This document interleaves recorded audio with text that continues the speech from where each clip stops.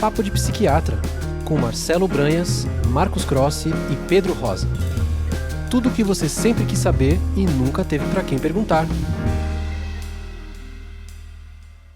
Sejam todos e todas bem-vindos aí ao nosso podcast Papo de Psiquiatra. Hoje é um episódio organizador. A gente falou sobre funcionamento de personalidade, episódio sobre identidade, autodirecionamento, que compõe o self. Falamos sobre empatia e falamos sobre intimidade, que compõem essa faceta interpessoal da organização de personalidade. E hoje a gente vai falar de um arrazoado geral disso tudo, da organização de personalidade com um foco no desenvolvimento. Porque a gente precisa colocar as coisas em perspectiva de tempo. As pessoas não simplesmente se tornam que elas são pluft de um dia para o outro. Elas se desenvolvem. Os seres humanos, eles não se desenvolvem, digamos assim, todo ano um pouquinho, o mesmo pouquinho. As pessoas mudam mais em algumas épocas da vida delas do que em outras. E em determinadas épocas mudam alguns aspectos de si do que outros aspectos de si. É claro que a gente sabe que as pessoas mudam muito na adolescência. Isso é conhecido por todos. Na faculdade, o que a gente espera é que alguém adquira uma profissão. Na hora que alguém casa, essa pessoa vai construir uma relação mais íntima com uma pessoa. E quando tem filho, começa a ter uma relação diferente, com uma relação que exige uma gigantesca responsabilidade. Então, cada época da nossa vida, isso sem falar, claro, no momento em que a pessoa para de trabalhar ou trabalha muito menos, como é que ela vai lidar com essa perda desse reforçador. Ou seja, ao longo da nossa vida há vários momentos de transição em que a nossa personalidade, digamos assim, ela é organizada, ela é adaptada. E é disso que a gente vai falar hoje neste episódio. Exato, Pedro. Acho que é um tema importantíssimo, porque a gente sabe que personalidade, quando a gente está conversando com alguém, para a gente entender essa pessoa, um dos pontos que a gente pergunta é sobre a biografia dela. Onde que você cresceu, de onde que você veio, quem eram seus pais, quem eram seus irmãos, como é que era a sua vida social, né? O que você gostava, o que você desenvolveu de hobby na adolescência e por aí vai, né? E de alguma forma, você começa de alguma forma a conseguir compreender essa estrutura organizada, né? Que realmente a gente começa a ver a partir da adolescência mesmo, né? Quer dizer, poxa, a pessoa ela nasce com alguns traços fundamentais que você vê no bebê muitas vezes até, né? Traços assim, quer dizer, poxa, mais emocional, menos emocional, né?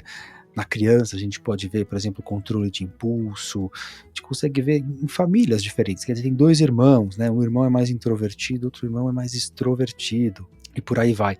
Mas na adolescência a pessoa ela começa a desenvolver um senso de self, de quem ela é, para onde ela quer ir, né? Como que ela entende os outros, né? Com quem ela gosta de estar, quais são os grupos, né? Na adolescência a gente vê muito isso, o adolescente ele começa a brincar com a questão dos grupos, um ser tribal por natureza, né?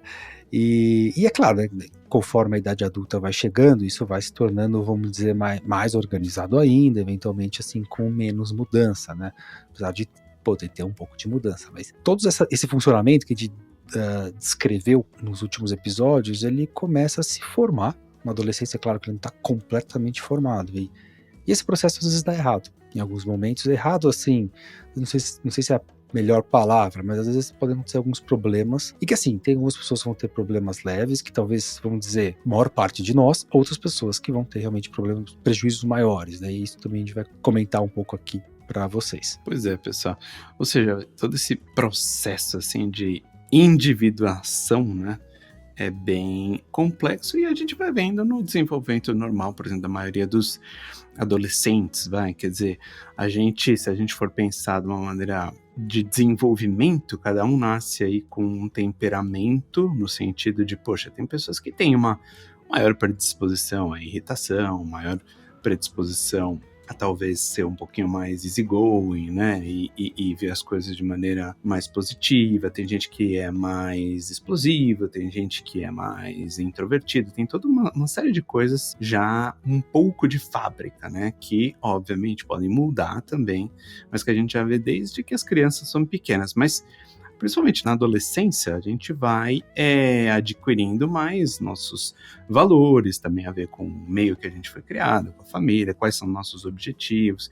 E ao longo do tempo a gente vai conseguindo, de certa forma, ter uma ideia a mais da nossa trajetória de vida, né? Poxa, quem sou eu, né? Ao invés de a gente, quando a gente pega, por exemplo, alguns pacientes que têm problemas nessas áreas, né? Poxa, as pessoas têm dificuldade de, por exemplo, poxa, vou me conformar muito aos outros, ou eu vou ser completamente individualista e não deixar me penetrar por nenhuma opinião de ninguém, sabe? Ou, por exemplo, aquelas pessoas que acabam, de maneira mais cínica, negando a importância dos sentimentos, das emoções, ou você é um poço de racionalidade, né? Quer dizer, então tem todas essas formas de, na verdade, ou melhor, aspectos de funcionamento e desenvolvimento de uma personalidade que tá, como a gente discutiu em vários episódios anteriores, inclusive no último, ligado com o nosso, inclusive, bem-estar físico, né? Como é importante a gente ter essas ferramentas para se relacionar com as outras pessoas, né?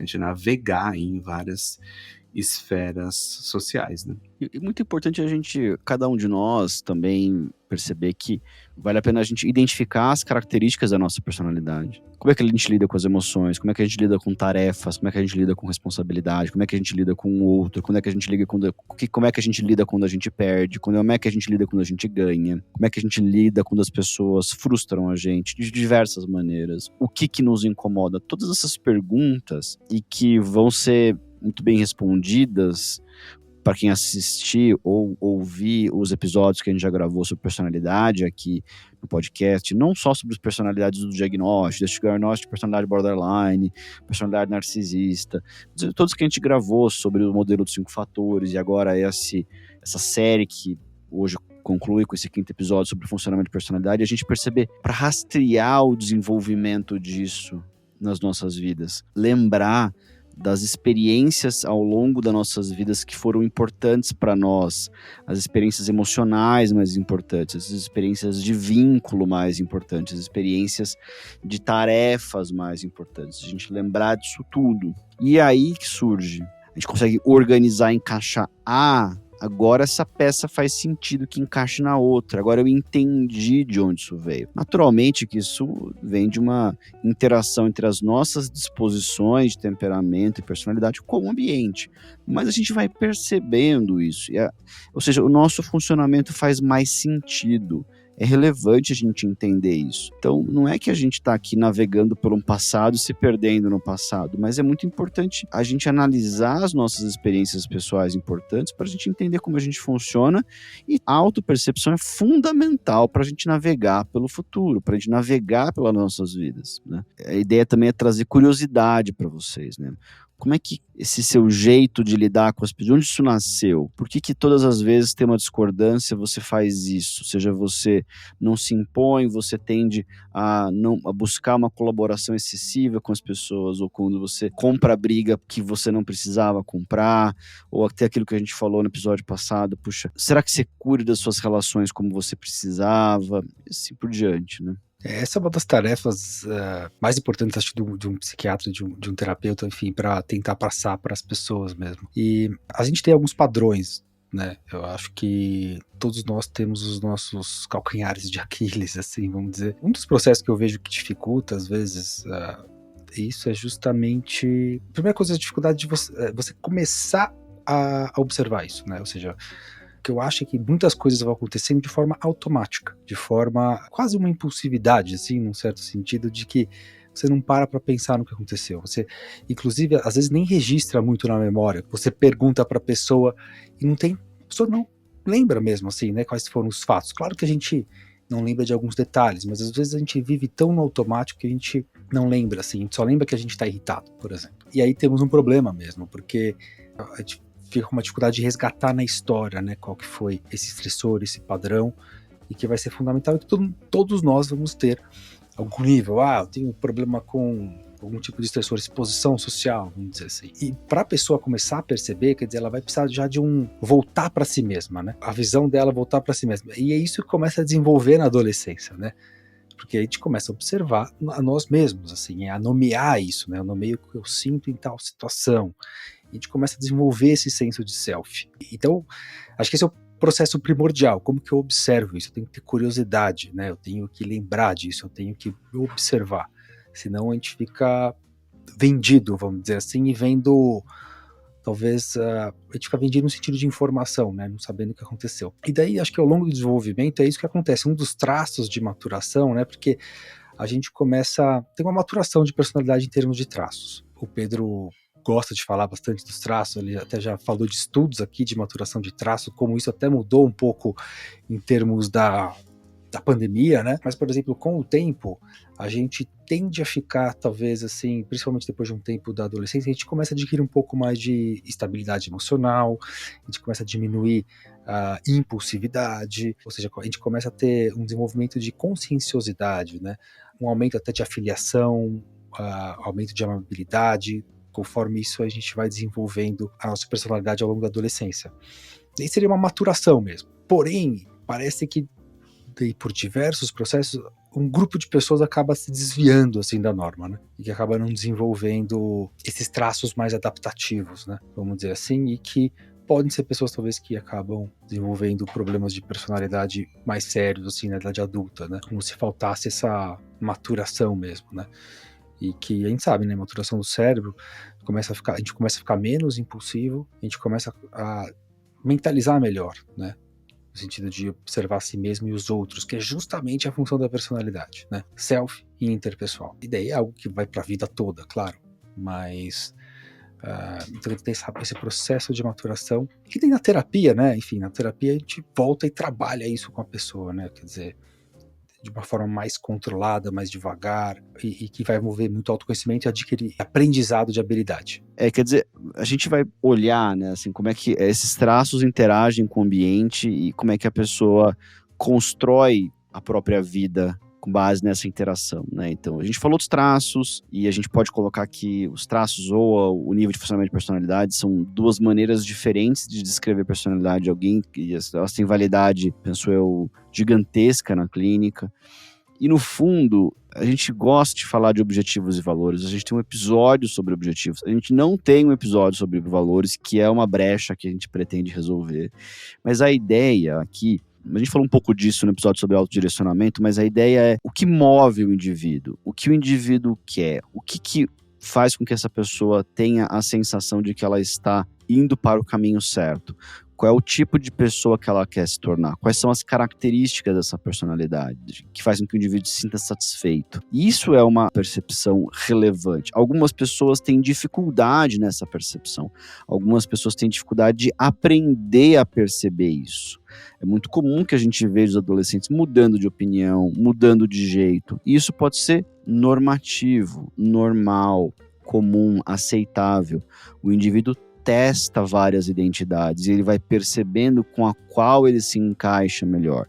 Claro que não é uma variação tão gigantesca assim, mas a gente vê os jovens testando, até que eles acabam se encontrando de alguma maneira e vão encarando essa narrativa. Eles vão construindo para si uma história própria que culmina com um adulto mais maduro, que tem, digamos assim, menos apreensão com a vida, que tem relações interpessoais mais saudáveis, mais íntimas, mais duradouras, que tem mais responsabilidade com as tarefas do cotidiano.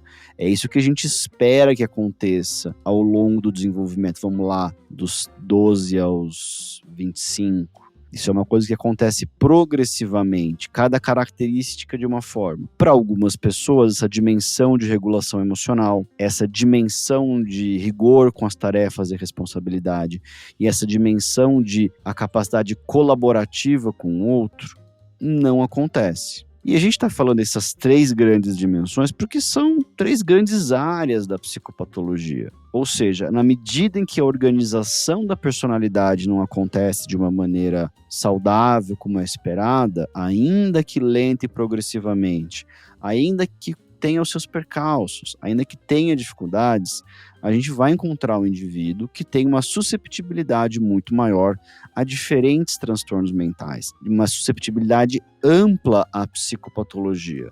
Exato, Pedro. Pois é, ou seja, quer dizer, esses modelos atuais, eles são muito de personalidade, são muito mais focados no funcionamento, né? Quer dizer, está se ganhando uma grande importância o funcionamento de personalidade, né? Porque a gente tem que pensar, poxa, além de a gente descrever uma pessoa com quais são as suas características, isso daí tem que culminar num certo funcionamento, né? Se a gente for pensar de uma maneira bem rasa, assim, poxa, a função de duas funções principais em adultos é trabalho, né? E relacionamentos pessoais, amorosos, íntimos.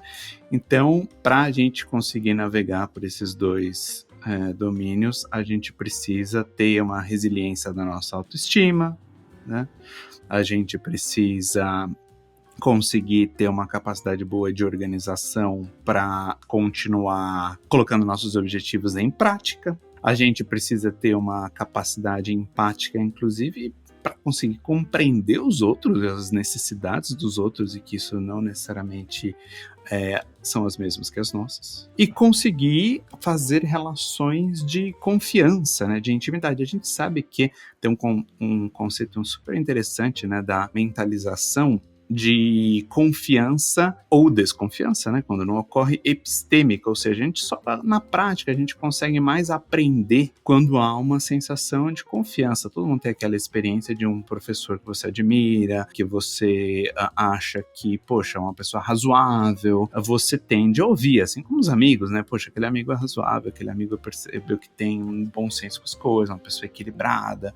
Poxa, a gente tende já naturalmente a ouvir isso, tanto que quando a gente entra na área de ciências, a gente tem que fazer todo um raciocínio que até é contraintuitivo, de certa forma, de olhar as evidências e a vida mais pelos fatos, né? Não pela opinião dos outros, mas no dia a dia, poxa, a gente acaba sendo super importante a forma que a gente trata as pessoas. A gente, como médico, sabe que, poxa, mesmo que você vai num médico, o médico te passa um tratamento super técnico e correto tecnicamente, obviamente que vai ser muito mais efetivo se tiver um caráter humano, afetivo, empático, né? Então, assim, todos esses 4 principais componentes de funcionamento de personalidade que a gente viu nos últimos episódios aí, tá de certa forma revisando hoje, né? Tem um impacto gigantesco na nossa vida, inclusive na perpetuação de quadros depressivos, quadros ansiosos, né? Quer dizer, poxa, a nossa forma de se relacionar e de agir no mundo pode fazer com que perpetue-se esses sintomas e transtornos mentais, né?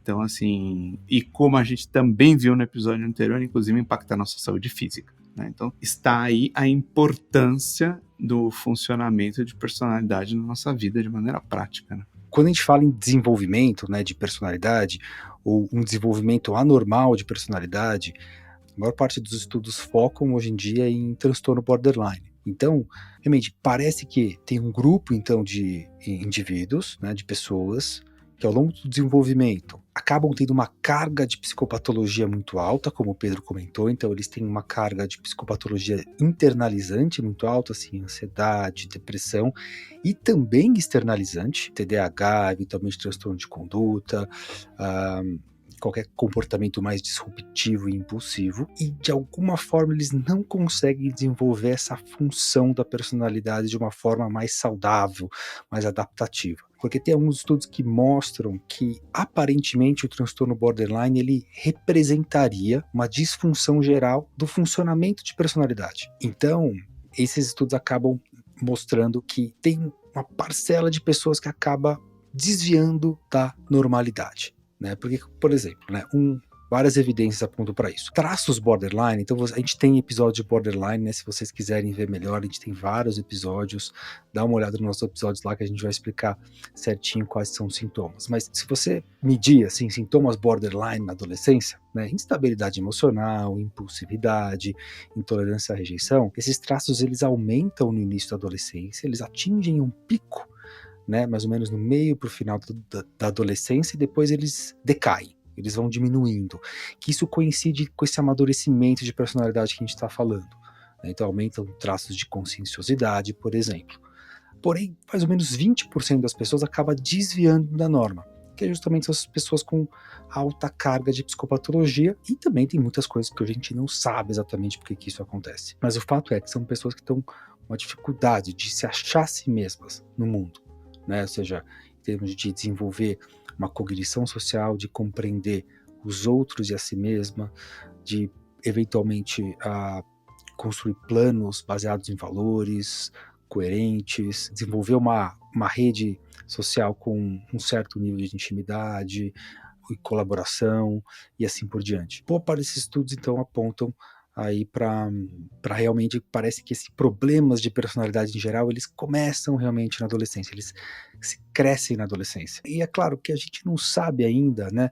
Todo mundo vai desenvolver, 20% da população vai desenvolver borderline, transtorno borderline? Não. Os estudos mostram 3%, 2% da população. Mas aparentemente tem uma porcentagem que vai ter uma dificuldade um pouco maior no funcionamento. E que depois vai acontecer como o Marcelo comentou, né? Quer dizer, isso vai estar associado a outros transtornos mentais, né? Eventualmente depressão, ansiedade e assim por diante. Isso tem também uma faceta preventiva, né? Quer dizer, a gente sabe que construindo um funcionamento mais adaptativo de personalidade, isso pode fazer com que a gente pense a saúde mental não só sobre a ótica de transtornos mentais, mas também como a gente promove saúde mental, e certamente o funcionamento de personalidade entra aí. E hoje em dia, né, a gente fala muito em intervenção precoce justamente para isso, quer dizer, vamos intervir quanto antes, né?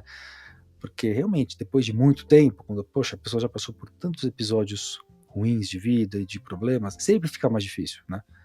Não impossível, claro que não, mas aí que vem a ideia da intervenção precoce, né? Quer dizer, vamos tentar intervir o quanto antes para prevenir maiores problemas no futuro. Então eu acho que essa perspectiva de desenvolvimento de personalidade ela é fundamental por isso, porque eu acredito que ela tem um potencial de prevenir problemas gerais em saúde mental e físicos, como a gente comentou, né? Quer dizer que isso é preditivo de doença cardíaca, né? Impressionante. Então, eu acho que aí que tem um grande potencial aí do estudo de personalidade. Bom, pessoal, esse foi aqui o nosso episódio organizador do nível de funcionamento de personalidade. Acho que a gente quer trazer uma reflexão para as pessoas e também uma ideia diferente da definição de personalidade borderline, bastante diferente daquilo que é trazido tanto pelo DSM e, francamente, diferente daquilo que é trazido pela DBT. Então, é uma nova maneira e é uma maneira que tem consolidado aí bastante evidência científica à sua volta. É um modelo que adquiriu progressivamente evidência, não é que nasceu ontem, mas ele está ganhando proeminência porque as evidências são convergentes da sua validade. É isso aí e até a próxima. Obrigado pela audiência, deixe seus comentários, sugestões. Estamos sempre interessados na opinião de vocês. Até! Obrigado, até a próxima. Um grande abraço, pessoal. Até a próxima. Obrigado.